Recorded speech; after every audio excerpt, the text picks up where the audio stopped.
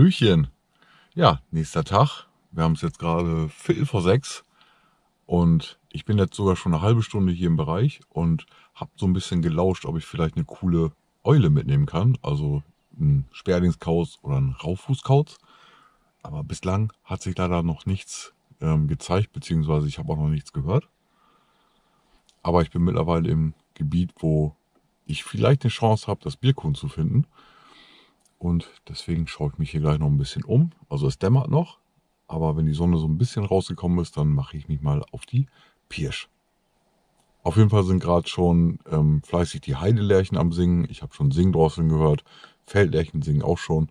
Also auf jeden Fall eine sehr, sehr schöne morgendliche Atmosphäre. Und wir haben auch gerade +1 Grad. Das sind schon mal 3 Grad mehr als gestern. Gespannt lauschte ich den Vogelgesängen in der Dämmerung.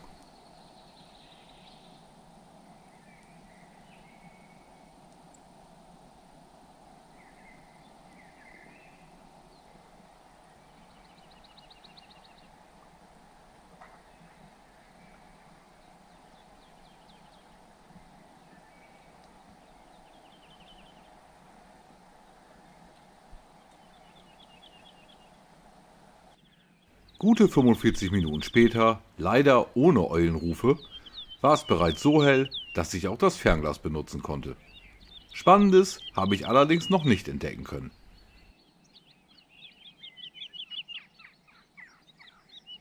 Ja, wir haben es mittlerweile 7:30. Dementsprechend werde ich jetzt so langsam wieder den Rückweg antreten. Es hat leider nicht geklappt mit den Birkhühnern, auch nicht mit den Eulen. Ich kann mir gut vorstellen, dass das so mit dem Temperaturumschwung jetzt gerade zu tun hat. Also wir hatten es ja gestern -2 Grad. Jetzt habe ich gerade nochmal aufs Thermometer geguckt und es sind wieder 0 Grad. Also wieder nochmal 1 Grad kälter wie, ich sag mal, vor 2 Stunden komischerweise. Warum das so ist, weiß ich auch nicht. Aber naja, ich denke mal, dementsprechend balzt auch gerade nichts. Ich habe mich dazu jetzt nochmal entschlossen, dass wir in das Gebiet fahren, wo ich gestern Vormittag mal gewesen bin, da wo der Heidebereich war. Und da gucke ich nochmal jetzt, was ich da so finden kann. Ich denke mal, dass ich noch eine gute halbe Stunde Zeit habe und dann möchte ich auch gerne wieder los. Nun in der Morgensonne ließen sich die ersten Tiere blicken. Ja, die Zeit rennt. Ich habe nicht mehr viel Zeit, aber ich habe jetzt gerade nochmal eine richtig coole Vogelart gefunden, und zwar einen Merlin. Und den habe ich aber leider nur auf Entfernung aufs Foto bekommen. Das Foto ist auch nicht sonderlich gut, weil das wirklich, ja, ich würde sagen 500 Meter plus gewesen sind. Aber trotzdem richtig geil.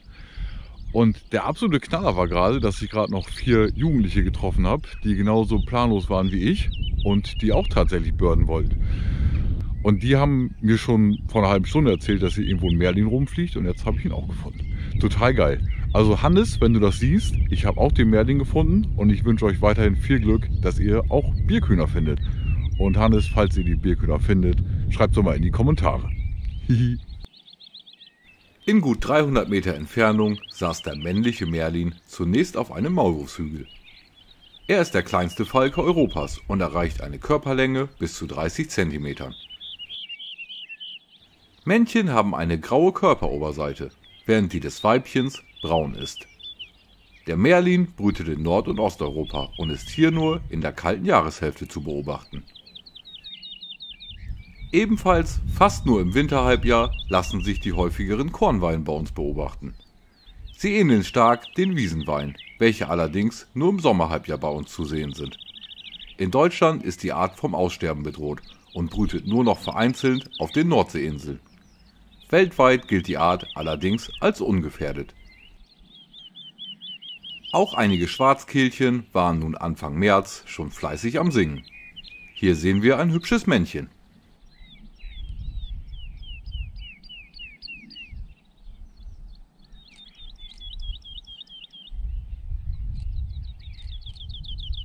Ein überfliegender Rotmilan komplettierte den doch noch erfolgreichen Vormittag.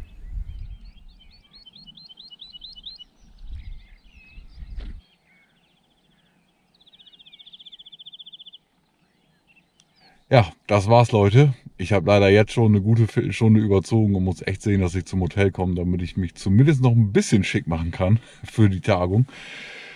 Naja, es war so semi-erfolgreich heute.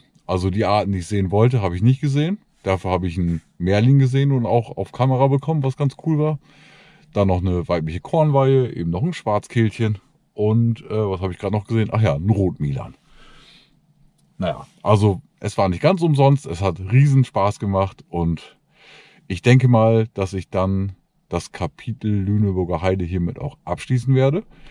Es sei denn, ich finde morgen früh nochmal irgendwie Zeit. Aber das sehen wir dann spontan. Wenn euch die Folge gefallen hat, dann lasst doch gerne einen Daumen nach oben da, kommentiert gerne und lasst ein Abo da. Dann würde ich sagen, haut rein. Gleich am nächsten Morgen ging es doch nochmal ins Büsenbachtal, wo mich ein Rotkehlchen am Parkplatz freudig begrüßte.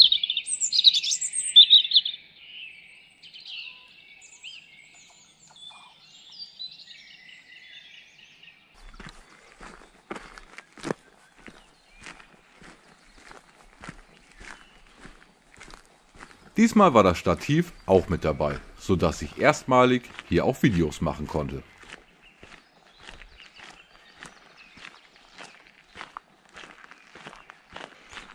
Ja, moin Leute. Ich habe mich dann doch nochmal aufgerafft, ein letztes Mal loszugehen. Lag aber auch nur daran, dass ich einfach relativ früh aufgewacht bin. Und dann dachte ich mir, okay, jetzt hast du noch gute 2,5 Stunden Zeit, bis die Tagung weitergeht. Also bin ich nochmal schnell hergeeiert. Und da, wo wir jetzt sind, da waren wir auch vorgestern Abend schon. Genau, das war da, wo ich die Fototour gemacht habe. Und das ist auch nur knappe 10 Minuten Fahrt von meinem Hotel. Und hier haben wir Wald und Heide. Und heute möchte ich erstmal die Heide ein bisschen erkunden, die wir hier haben. Auf jeden Fall singt schon alles sehr fleißig. Und mit ein bisschen Glück singt vielleicht gleich noch ein Kauz. Wahrscheinlich eher nicht, aber man darf ja ein bisschen träumen. Den Start zum Videodreh machte eine schöne männliche Amsel. Die Amseln singen schon sehr früh, sodass sie in der Morgendämmerung bereits überall zu hören waren.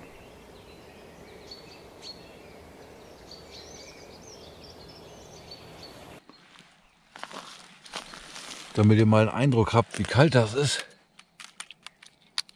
Es hat schon wieder gefroren.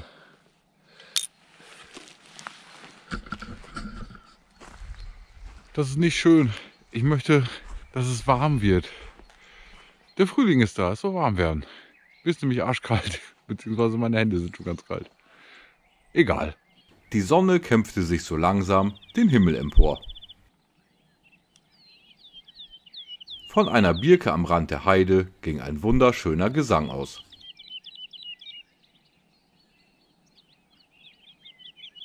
Boah, das ist schön, oder? Das ist die Heidelerche. Zunächst lauschte ich ausgiebig in alle Richtungen, ob sich noch irgendwo anderweitig Vögel identifizieren ließen.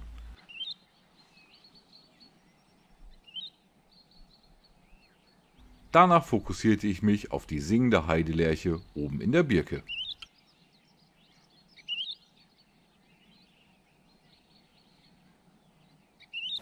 Nun gelangen mir endlich die ersten Videoaufnahmen dieser schönen Art.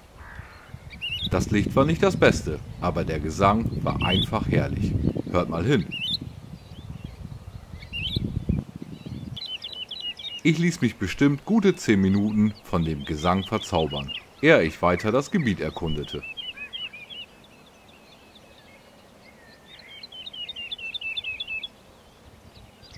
Also so gute Aufnahmen mit dem Gesang sind mir auf jeden Fall noch nicht gelungen die letzten Tage. Hat sich schon mal gelohnt, dass wir nochmal so früh aufgestanden sind. Und jetzt verlassen wir die singende Heidelerche und gehen in die Heide.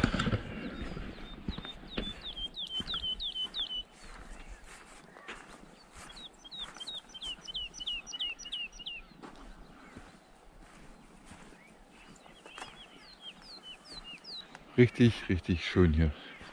Zwar nicht so extrem weitläufig wie die Heide, wo ich gestern früh war, aber ein schönes Kleinod. Und hier schaue ich mich jetzt gründlich um. Auch mitten in der Heide waren die Amseln anzutreffen. Meist sangen sie von hohen Warten, um Weibchen zu imponieren.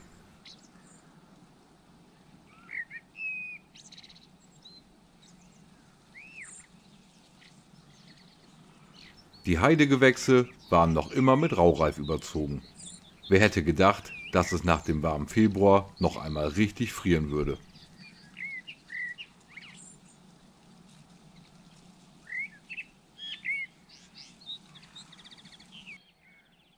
So früh am Morgen war das Licht immer noch diffus, was für eine sehr schöne Atmosphäre sorgte.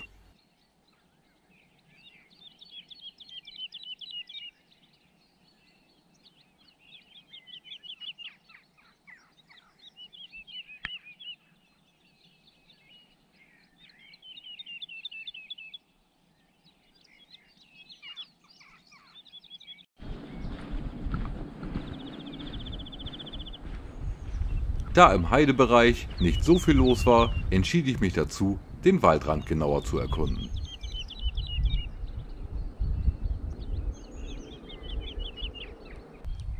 Ich habe jetzt gerade noch mal relativ Glück, denn ich konnte jetzt schon 2 Schwarzspechte filmen. Und ein Schwarzspecht, der ist da, ich sag mal, in guten 50 Meter Entfernung auf dem Boden gerade. Aber da sind so ein paar Tannen davor, so ein paar kleinere.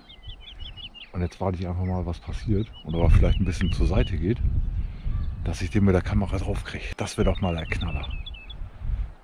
Mein erster Schwarzspecht auf Video. Er ist unser größter heimischer Specht und an der schwarzen Färbung sehr einfach zu erkennen. Er ist weit verbreitet und bewohnt Wälder, welche Nadelbäume und glattrindige Bäume wie Buchen aufweisen.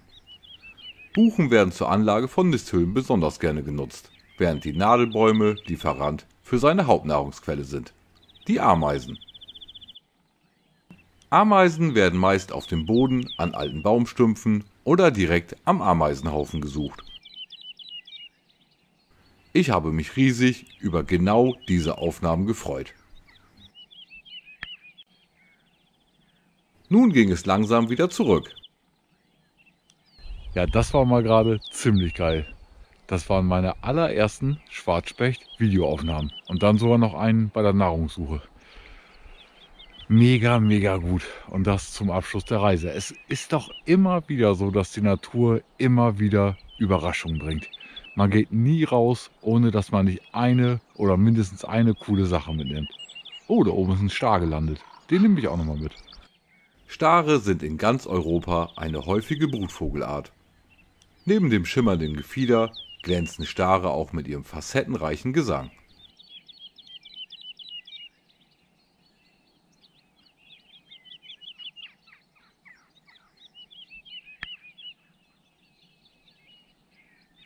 Für einen kurzen Augenblick ließ sich auch ein Erlenzeisig blicken.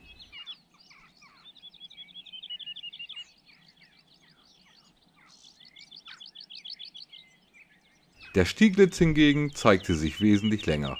Dieser schöne Vogel krönte den Abschluss meiner Reise.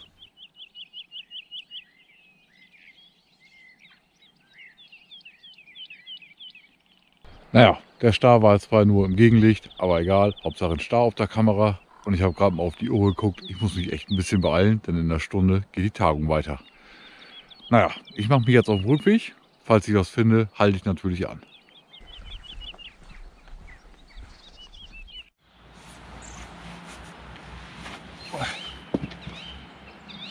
Ja Leute, das war's. Das war die schöne Lüneburger Heidetour. Ich hoffe, euch hat es genauso viel Spaß gemacht wie mir. Wenn ja, dann lasst gerne ein paar Däumchen nach oben da, schreibt was Nettes in die Kommentare und abonniert gerne den Kanal. Leute, haut rein!